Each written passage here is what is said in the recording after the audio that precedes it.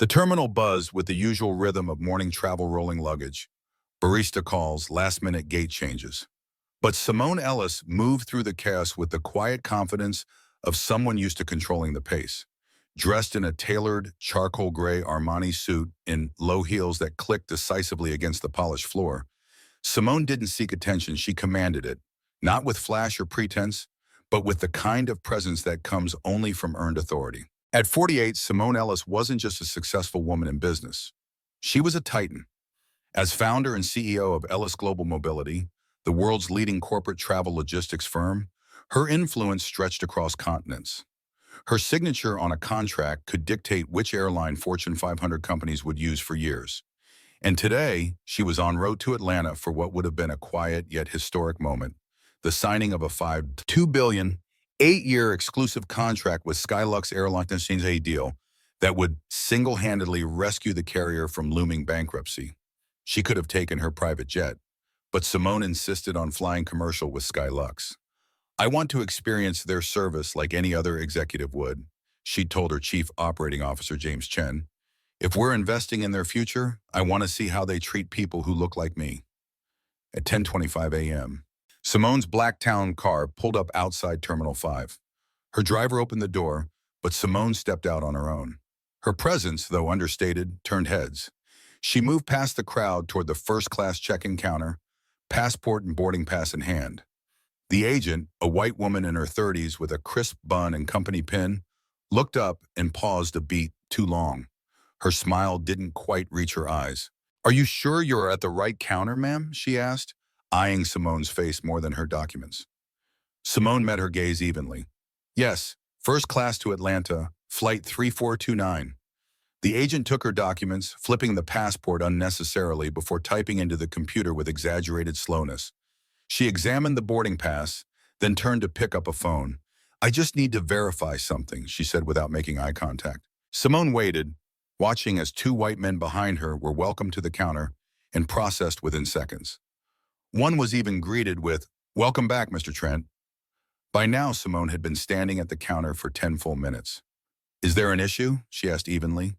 The agent didn't answer. Instead, she called over a supervisor, a man in a navy blazer who repeated the exact same checks, flipping the passport, scanning the barcode, asking for ID again. "Can you confirm your destination today, Mrs. Ellis?" the supervisor asked. Simone's lips curled into a polite smile. "Atlanta," she said, "as printed on the boarding pass." "And the purpose of travel?" Simone raised an eyebrow. That wasn't a typical question, not for a first-class ticket holder. "Business." She didn't say that the business in question was saving their airline. After nearly 30 minutes and 3 verifications, Simone was finally handed her boarding pass now, with a small red S stamped in the corner. "What does this marking mean?" she asked. "Oh, it's just a routine designation for security," the supervisor said, his voice artificially chipper.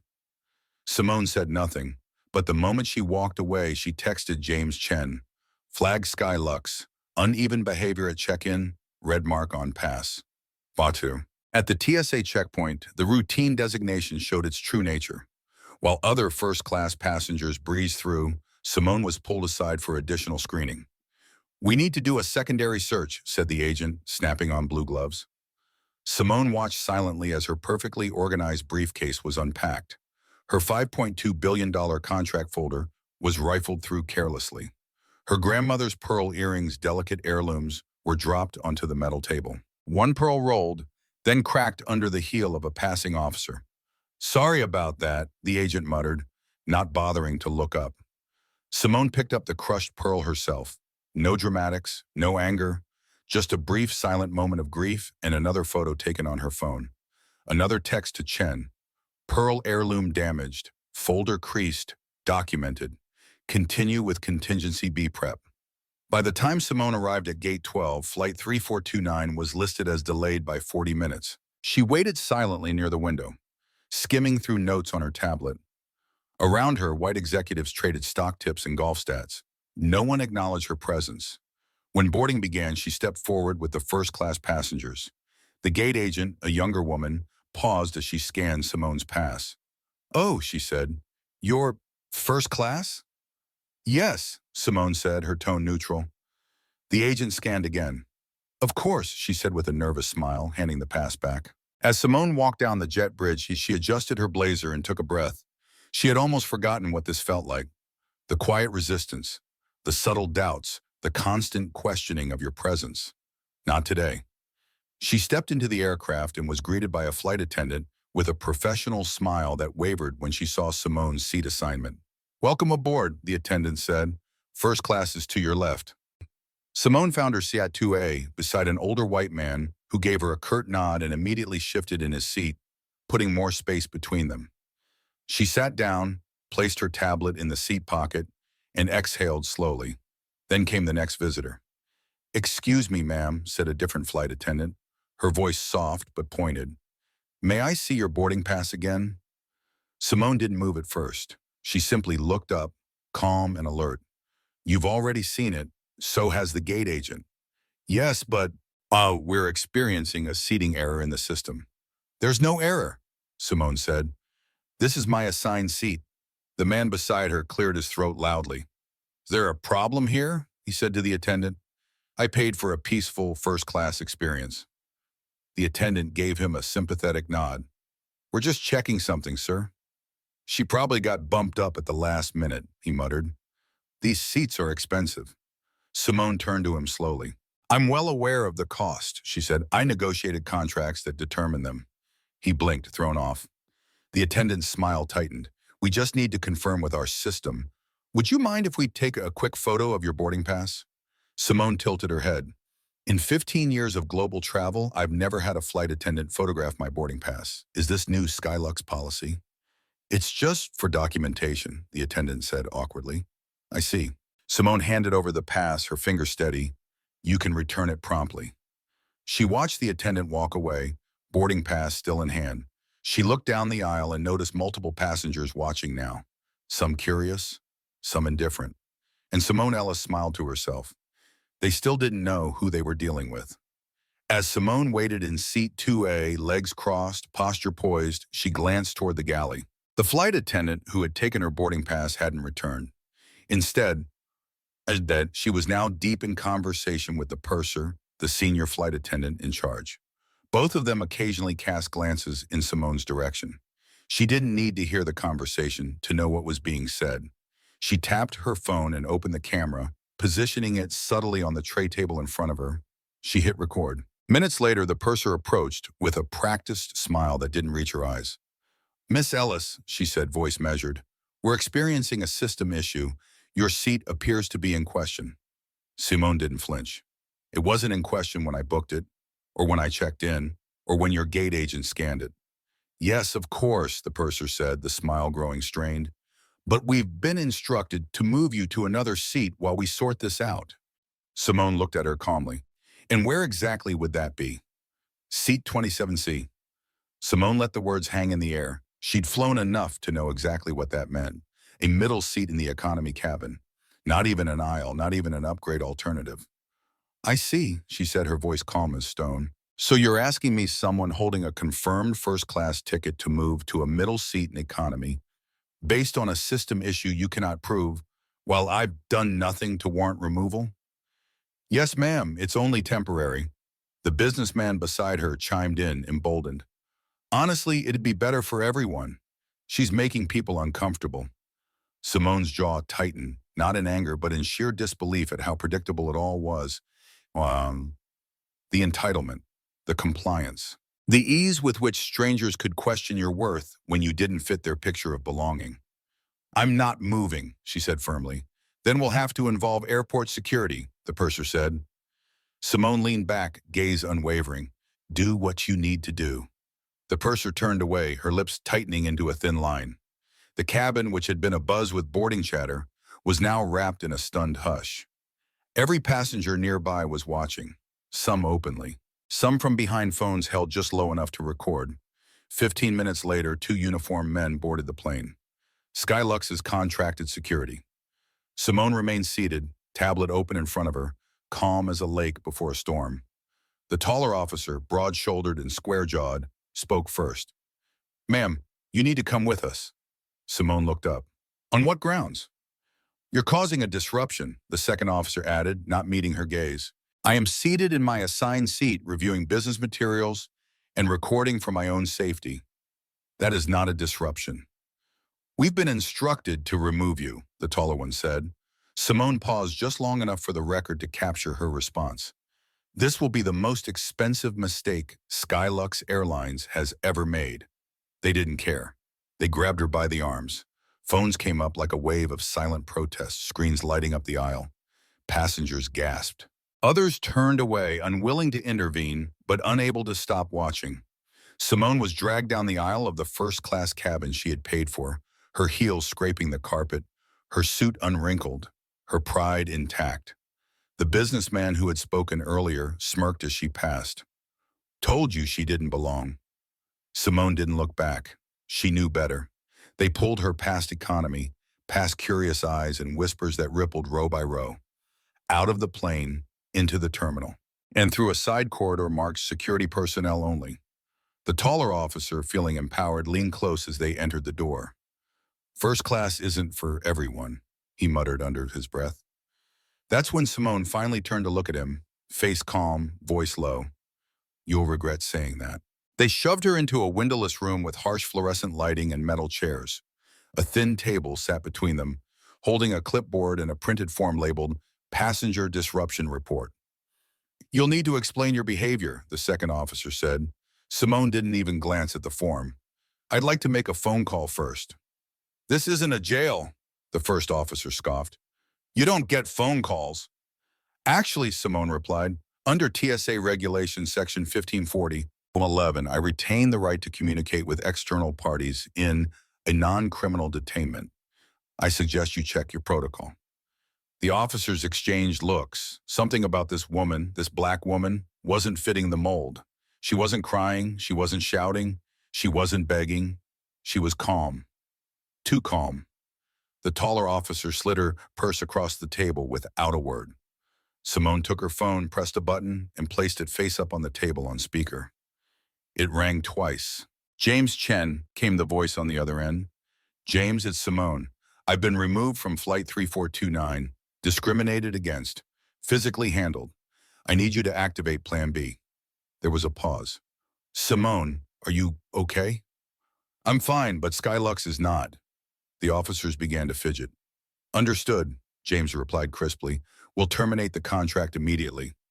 Continental is on a standby. They're ready. Make it public within the hour, Simone said. Press release, legal follow-up, social posts, and James, make sure the footage goes viral. They filmed everything. The taller officer's face paled. The name Simone Ellis was beginning to click. I want everyone to know, Simone continued, why SkyLuxe Airlines just lost $5.2 billion. She ended the call and slid her phone back into her purse. Then she looked at both officers with quiet clarity. I suggest you alert your superiors, that is, if you still have them. As Simone Ellis sat quietly in the sterile holding room, her phone face down in her purse, the digital world outside erupted. The first videos began circulating less than 15 minutes after her removal from the flight. One clip showed her being dragged through the aisle, heels barely scraping the carpet, her face calm as stone. Another, taken from economy, captured the moment the security officer muttered, "First class isn't for everyone." As the passengers uploaded the footage to social media with captions like, "Unbelievable, a black woman gets kicked out of first class and stays classy the whole time. Just watch corporate racism live on SkyLuxe Flight 3429. This is going viral." Wait, that's Simone Ellis? The Simone Ellis? SkyLuxe just committed brand suicide. Within an hour, the story trended globally under the hashtag #Ellis effect. It wasn't just about race. It was about power. About how easily a billion-dollar CEO could be mistaken for someone who didn't belong just because of the color of her skin. Back at Ellis Global Mobility headquarters, James Chen moved like a machine. The press release had gone out. Every detail was verified, time-stamped footage, witness testimonies, the $5.2 billion contract cancellation, and a clear statement of purpose. We do not do business with institutions that disrespect our leadership or our values. By noon, SkyLuxe Airlines stock had dropped 38%. By 2 p.m., it was 2 p.m., it was 52%. News anchors struggled to keep up with the speed of the fallout. Meanwhile, at SkyLuxe's Manhattan headquarters, Richard Harmon, CEO of SkyLuxe, stood frozen in front of the wall-mounted news screen. CNN was airing live footage of Simone being removed from the flight, side by side with her corporate bio. The anchor's voice was measured but brutal. The CEO of a $70 billion travel firm, Simone Ellis, was forcibly removed from a SkyLuxe Airlines flight earlier today under suspicion of not belonging in first class. She had booked her ticket, passed verification multiple times, and was en route to finalize a major contract with the airline. Harmon turned away from the screen, eyes wide. "Get her on the phone," he barked. "She's not answering," said his assistant. "Neither is James Chen. Their offices said all communications must go through legal." "Legal?" Harmon shouted. "We were about to sign with them this afternoon." "Not anymore," the CFO muttered under his breath, "and investors know it." The boardroom turned silent as a red banner scrolled across the TV screen. "Breaking, Ellis Global Mobility pulls 5.2B, contract from SkyLuxe Airlines." A junior strategist whispered to his colleague, that was their entire lifeline. The SkyLuxe boardroom began to crumble. Back at Charlotte Douglas Airport, Simone exited the holding room just as her black Mercedes pulled up to the private terminal entrance. Security didn't say a word. They couldn't. Their jobs were already hanging by a thread. As she stepped into the car, her phone buzzed again. James had texted, "Continental execs waiting. Atlanta HQ prepped. Press already calling." "You're trending globally." Simone leaned back against the leather seat and let her eyes close for one long breath. She didn't feel triumphant. She felt focused. This wasn't revenge. It was correction. 3 hours later, Atlanta Continental Airlines headquarters. Thomas Reeves, CEO of Continental, stood at the executive entrance flanked by his legal and operations teams. They hadn't had time to organize a formal welcome, but everyone knew why they were there. As Simone stepped out of the vehicle, Reeves extended his hand with quiet reverence. "Ms. Ellis," he said, "we're deeply sorry for what happened to you today, and deeply honored that you've come here." Simone shook his hand firmly. "Let's talk." Inside the boardroom, contract papers had already been reprinted with Continental's branding. The ink had barely dried on the SkyLuxe documents Simone had left behind hours earlier. "I trust your team understands the scope of what's at stake," she said, sliding into her chair. "We do," Reeves replied, "and we're ready." As Simone reviewed the details, she added 2 new clauses: mandatory anti-discrimination training for all flight staff and passenger dignity protocol standards. Reeves agreed instantly. He knew this contract wasn't just about money, it was about reputation. And Continental had just been handed a once-in-a-lifetime opportunity to lead. Simone signed on the final line. "Congratulations," Reeves said. "This is the biggest corporate travel contract in aviation history." Simone looked him in the eye. "Treat every passenger like they matter. That's all I ask." Across town, SkyLuxe headquarters was imploding. Executives shouted across the table. "Their press release just hit at every major outlet. We're getting bombarded by reporters and lawyers. Legal is begging us to stop the bleeding. Simone Ellis is trending globally, and every move we make is being watched." Richard Harmon stood in the middle of it all, dazed. "We've gone from salvation to scandal," muttered one VP. The CFO stepped forward.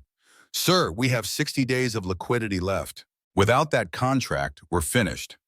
"Then get her back," Harmon snapped. "She's gone. She's already signed with Continental." That's when the resignation requests started flying in: directors, public relations heads, even their legal team. Within 24 hours, Richard Harmon would announce his own resignation. By the end of the week, SkyLuxe would be preparing for Chapter 11 bankruptcy. That evening, Simone held a press conference, but not at her headquarters. She chose to speak at Morehouse Business School, standing in front of 400 students of color, cameras flashing, networks broadcasting live. "What happened to me today," she began, "happens to people every day. The difference is most of them don't have the platform to fight back." She paused, scanning the room. "SkyLuxe Airlines didn't just question my ticket. They questioned my place. And they did it in front of the world. So now the world gets to respond." The crowd erupted into applause. She continued, "This wasn't about proving my worth. I know my worth. This was about what happens when someone in my position says, enough. It's about every person who's ever been told, you don't belong here, and chooses to stay anyway. The morning after Simone's press conference at Morehouse Business School, headlines around the world blazed with the same story. $5, $2 billion contract pulled after CEO dragged from flight. SkyLuxe stock plummets, 73%. Simone Ellis demands accountability, sparks airline industry reckoning. Hat to Ellis effect goes global. CEOs, celebrities, and politicians weigh in. The story had transcended a single injustice. It had become a cultural flashpoint, a mirror held up to corporate America, and everyone was watching. Simone's calm, poised presence in every video contrasted sharply with the visibly aggressive behavior of SkyLuxe staff and security. Commentators called it a masterclass in restraint, but they also knew it wasn't restraint that made the difference. It was power. Simone had it, and she knew how to use it. SkyLuxe Airlines, 48 hours to disaster. The executive board at SkyLuxe had entered emergency meetings, but there was no damage control left to do. Their financials, already shaky, were unraveling faster than they could stop it. A leaked internal email from the CFO confirmed the worst. Without the Global Transit Solutions contract, we cannot meet our operating expenses past 45 days. There are no viable lenders or backers willing to replace that revenue stream. We are insolvent. When markets reopened the next day, trading on SkyLuxe stock was halted after a single hour due to volatility. By the end of the week, shares had lost over 84% of their value. Class action lawsuits were filed by shareholders within 72 hours. And quietly in federal bankruptcy court, the airline began preparing for Chapter 11. It was the fastest corporate implosion in the travel sector since the early 2000s, all triggered by one flight, one seat, one woman. Simone's influence. The industry shifts. But Simone Ellis wasn't interested in watching SkyLuxe crumble. She wasn't driven by revenge. She was driven by impact. Within 2 weeks of the incident, Simone launched a new division inside her company, Elevate, a cross-industry initiative focused on transforming customer experience standards across travel and transportation. The core mission: respect is not a luxury, it's a requirement. Continental Airlines, now under contract with Global Transit Solutions, became the first airline in the nation to implement the Ellis Protocol, mandatory anti-bias training, equitable service audits, and real-time passenger dignity reporting systems. By month's end, 7 more airlines had adopted versions of it, not out of guilt, but survival.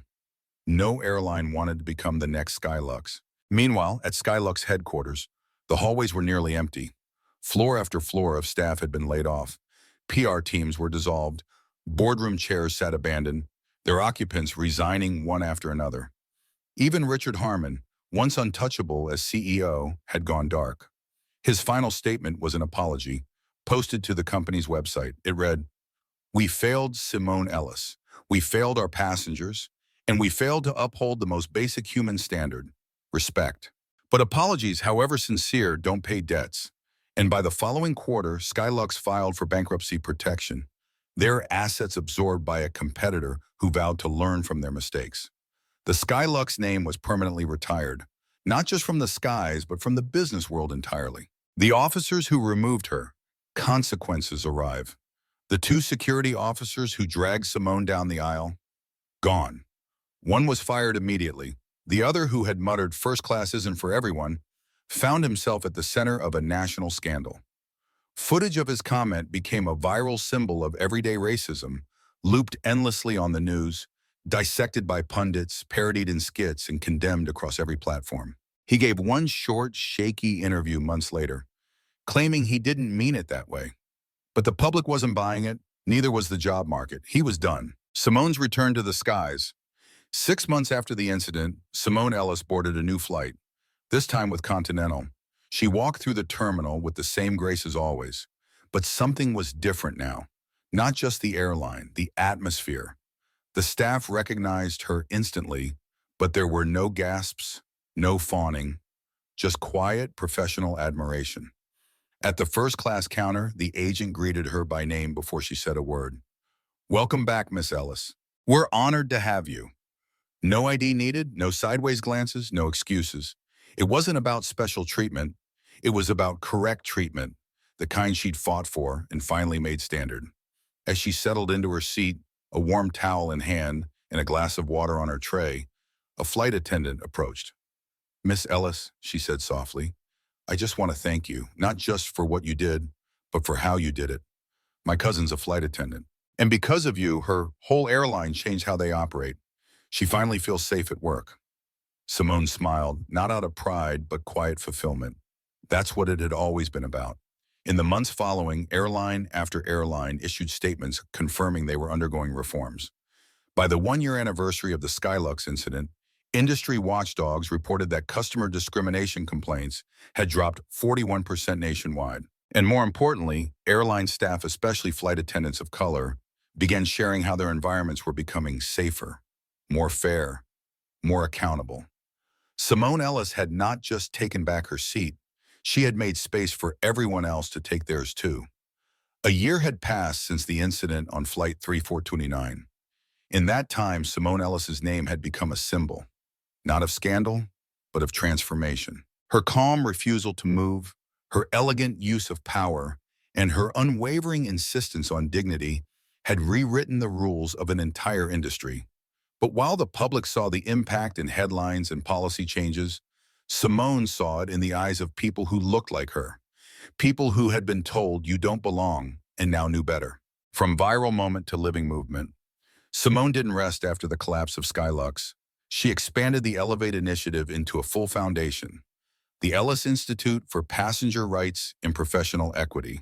What began as a simple training model became a national certification program for airlines and airports, a university scholarship fund for students in transportation and hospitality, and most notably, a legal defense network for passengers experiencing discrimination.